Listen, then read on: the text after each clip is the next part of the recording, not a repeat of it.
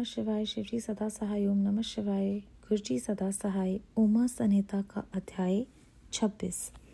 काल को जीतने का उपाय। नवधा शब्द ब्रह्म एवं तुनकार के अनुसंधान और उसे प्राप्त होने वाली सिद्धियों का वर्णन। देवी पार्वती ने कहा, प्रभु, काल से आकाश का भी नाश होता है। वह भयंकर काल बड़ा विकराल है। वह स्वर्ग का भी एकमात्र स्वामी है। आपने उसे दग्ध कर दिया था, परंतु अनेक प्रकार के स्तोत्रों द्वारा जब उसने आपकी स्तुति की तब आप फिर संतुष्ट हो गए और वह काल पुनः अपनी प्रकृति को प्राप्त हुआ, पूर्णतः स्वस्थ हो गया। आपने उससे बातचीत में कहा, काल, तुम सर्वत्र विचरोगे किंतु लोग तुम्हें देख नहीं सकेंगे। आप प्रभु की कृपा दृष्टि होने और वर मिलने से वह काल जी उठा था। उसका प्रभाव बहुत बढ़ गया। अतः महेश्वर, क्या यहाँ ऐसा कोई साधन है जिससे उस काल को नष्ट किया जा सके? यदि हो तो मुझे बताइए, क्योंकि आप योगियों में शिरोमणि और स्वतंत्र प्रभु हैं। आप परोपकार के लिए ही शरीर धारण करते हैं। शिव बोले, देवी, श्रेष्ठ देवता, दैत्य, यक्ष, राक्षस, नाग और मनुष्य किसी के द्वारा भी काल का नाश नहीं किया जा सकता, परंतु जो ध्यान परायण योगी है वे शरीरधारी होने पर भी सुखपूर्वक काल को नष्ट कर देते हैं। वरारोहे, ये 5 भौतिक शरीर सदा उन भूतों के गुणों से युक्त ही उत्पन्न होते हैं और उन्हीं में इसका लय होता है। मिट्टी की देह मिट्टी में ही मिल जाती है। आकाश से वायु उत्पन्न होती है। वायु से तेजस तत्व प्रकट होता है। तेज से जल का प्रकट्य बताया गया है और जल से पृथ्वी का आविर्भाव होता है। पृथ्वी आदि भूत क्रमशः अपने कारण में लीन होते हैं। पृथ्वी के 5, जल के 4, तेज के 3 और वायु के 2 गुण होते हैं। आकाश का एकमात्र शब्द ही गुण है। पृथ्वी आदि में जो गुण बताए गए हैं उनके नाम इस प्रकार हैं: शब्द, स्पर्श, रूप, रस और गंध। जब भूत अपने गुण को त्याग देता है तब नष्ट हो जाता है, और जब गुण को ग्रहण करता है तब उसका प्रादुर्भाव हुआ बताया जाता है। देवेश्वरी, इस प्रकार तुम 5 भूतों के यथार्थ स्वरूप को समझो। देवी, इस कारण काल को जीतने की इच्छा वाले योगी को चाहिए कि वे प्रतिदिन प्रयत्न पूर्वक अपने अपने काल में उसके अंशभूत गुणों का चिंतन करे।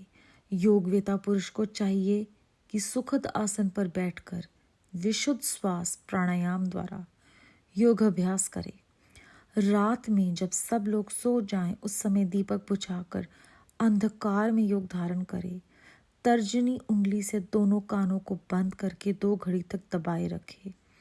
उस अवस्था में अग्नि प्रेरित शब्द सुनाई देता है। इससे संध्या के बाद का खाया हुआ अन्न क्षण भर में पच जाता है और संपूर्ण रोगों तथा ज्वर आदि बहुत से उपद्रवों का शीघ्र नाश कर देता है।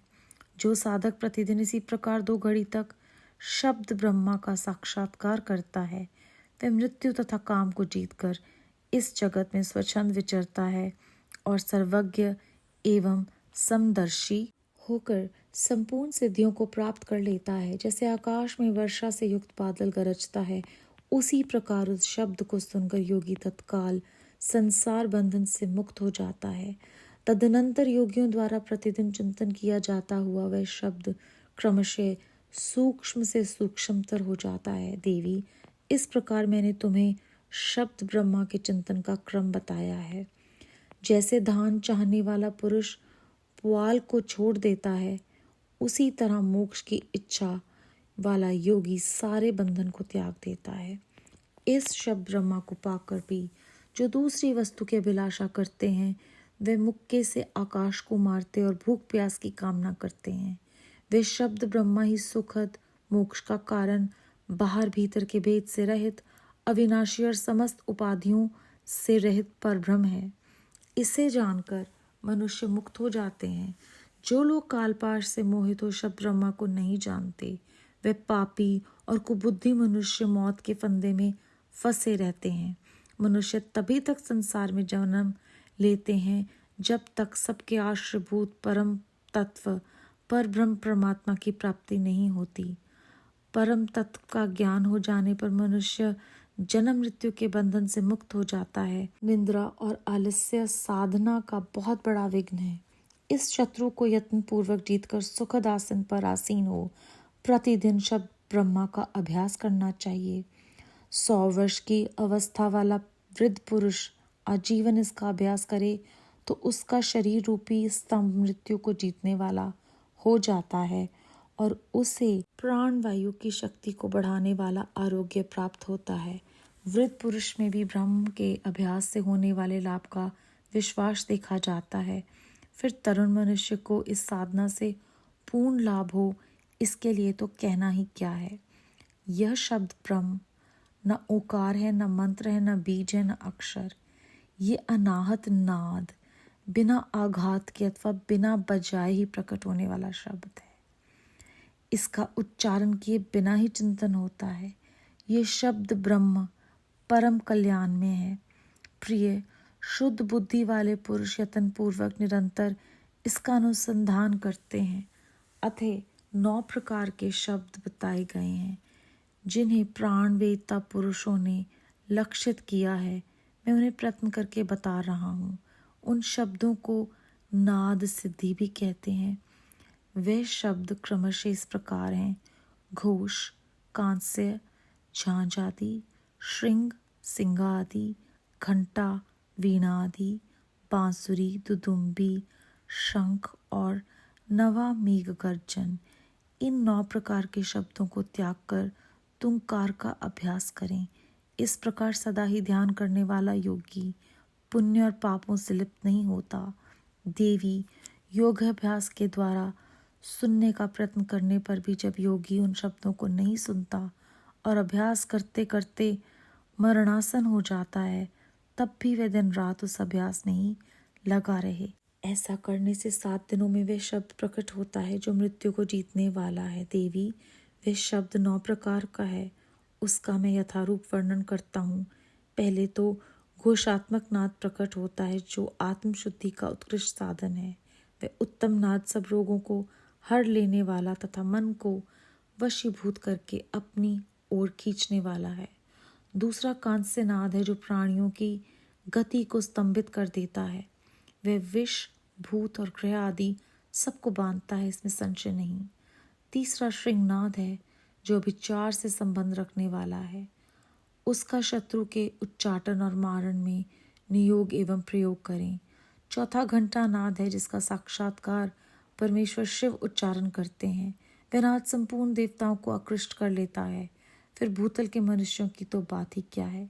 यक्षों और गंधर्वों की कन्याएं उस नाद से आकृष्ट हो योगियों को उसकी इच्छा के अनुसार महासिद्धि प्रदान करती हैं तथा उसकी अन्य कामनाएं भी पूर्ण करती हैं। 5वां नाद वीणा है जिसे योगी पुरुष ही सदा सुनते हैं। देवी, उस वीणा नाद से दूरदर्शन की शक्ति प्राप्त होती है।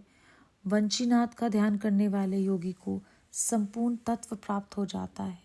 दुदुम्बी का चिंतन करने वाला साधक जरा और मृत्यु के कष्ट से छूट जाता है। देवेश्वरी, शंखनाद का अनुसंधान होने पर इच्छानुसार रूप धारण करने की शक्ति प्राप्त हो जाती है। मेघनाद के चिंतन से योगी को कभी विपत्ति का सामना नहीं करना पड़ता। वरानने, जो प्रतिदिन एकाग्रचित से ब्रह्म रूपी तुनकार का ध्यान करता है, उसके लिए कुछ भी असाध्य नहीं होता।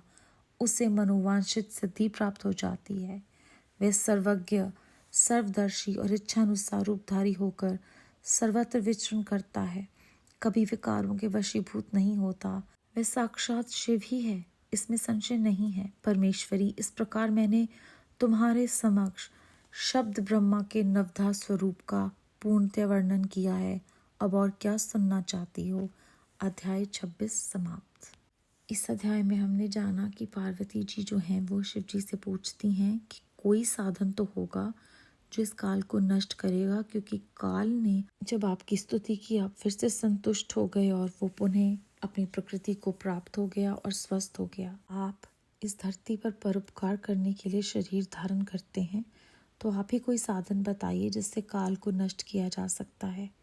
तो शिव जी ने उन्हें उत्तर देकर कहा कि देवता जो श्रेष्ठ से श्रेष्ठ देवता हैं वो दैत्य, यक्ष, राक्षस, नाग और मनुष्य कोई भी काल का नाश नहीं कर सकता। केवल ध्यान परायण योगी ही है जो शरीरधारी होने के बावजूद काल को नष्ट कर सकते हैं। जो शरीर है वो पंचभूत है और मिट्टी की देह जो है वो मिट्टी में मिल जाती है। आकाश से वायु उत्पन्न होती है, वायु से तेज का तत्व प्रकट होता है, तेज से जल प्रकट होता है और जल से सारी पृथ्वी का आविर्भाव होता है। पृथ्वी के 5 गुण हैं जिसे हम शब्द, स्पर्श, रूप, रस और गंध के रूप में जानते हैं। जो योगी पुरुष काल को जीतना चाहता है उससे प्रयत्न करके अपने अंशभूत गुणों का चिंतन करना चाहिए। उसे सुख आसन में बैठकर प्राणायाम करके योग अभ्यास करना चाहिए। रात में दीपक बुझाकर तर्जनी उंगली से दोनों कानों को बंद करके 2 घड़ी तक एक शब्द सुनाई देता है और उससे सारा खाना भी पच जाता है, रोगों से भी मुक्ति मिलती है। यहाँ तक कि अगर बुखार हो तो वो भी खत्म हो जाता है। जब वो प्रतिदिन 2 घड़ी तक इस तरह से बैठता है तो उसे शब्द ब्रह्मा का साक्षात्कार होता है जो मृत्यु तथा काम को जीतने में सहायक होता है। निरंतर चिंतन करने से ये सूक्ष्म से सूक्ष्मतर हो जाता है, धीरे धीरे बंधन मुक्त हो जाता है। मनुष्य तभी तक इस धरती में जन्म लेते रहते हैं और आने जाने के चक्कर में पड़े रहते हैं जब तक उन्हें आश्रयभूत परम तत्व पार ब्रह्म परमात्मा की प्राप्ति नहीं होती। जब उन्हें इसका ज्ञान हो जाता है फिर वो जन्म मृत्यु के बंधन से मुक्त हो जाते हैं। निद्रा और आलस्य हैं जो साधना में विघ्न डालते हैं। निरंतर अभ्यास करने से 100 वर्ष की आयु वाला मनुष्य भी मृत्यु को जीत लेता है, तो जो युवा अवस्था में है उनकी तो बात ही क्या है। इसके बाद शिव जी महाराज बताते हैं कि ये शब्द ब्रह्मा ना ओंकार है, ना ही कोई मंत्र है, ना ही कोई बीज मंत्र है, ना ही कोई अक्षर है। ये अनाहत नाद है जो बिना बजाए अपने आप प्रकट होता है, जिसे बोलना नहीं पड़ता। इसके 9 प्रकार हैं जो विस्तार पूर्वक इस अध्याय में बताए गए हैं। इन्हें नाद संधि भी कहते हैं। कहा जाता है कि निरंतर अभ्यास में लगा रहने से 7 दिन में ये शब्द जो है वो प्रकट हो जाता है।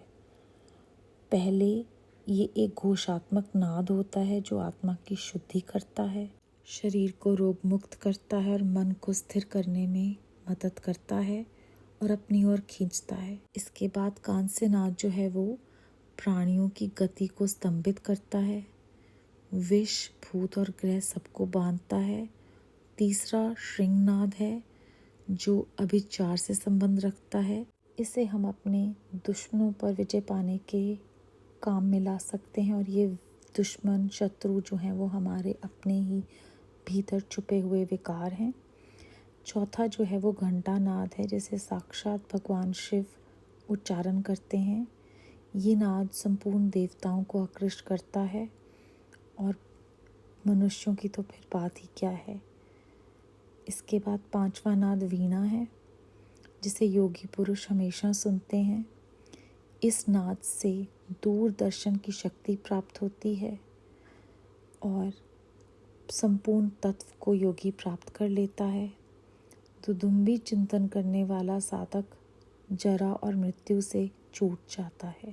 शंखनाद का अनुसंधान होने पर इच्छानुसार रूप धारण की शक्ति प्राप्त हो जाती है। मेघनाद के चिंतन करने से कभी भी विपत्ति का सामना नहीं करना पड़ता।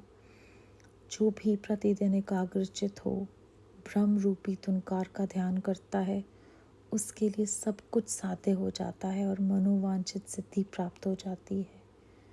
इस प्रकार सर्वज्ञ, सर्वदर्शी और इच्छानुसार रूपधारी होकर योगी जो है वो सर्वत्र में विचरण करता है, क्योंकि वो विकारों के वशीभूत नहीं होता। प्रकार शिवजी महाराज पार्वती जी को काल को जीतने के उपाय, नवधा शब्द ब्रह्म और तुनकार के अनुसंधान से प्राप्त होने वाली सिद्धियों का वर्णन करते हैं। बेअंत बेअंत शुक्राना गुरु जी महाराज। ओम नमः शिवाय। शिवजी सदा सहाय। ओम नमः शिवाय। गुरु जी सदा सहाय।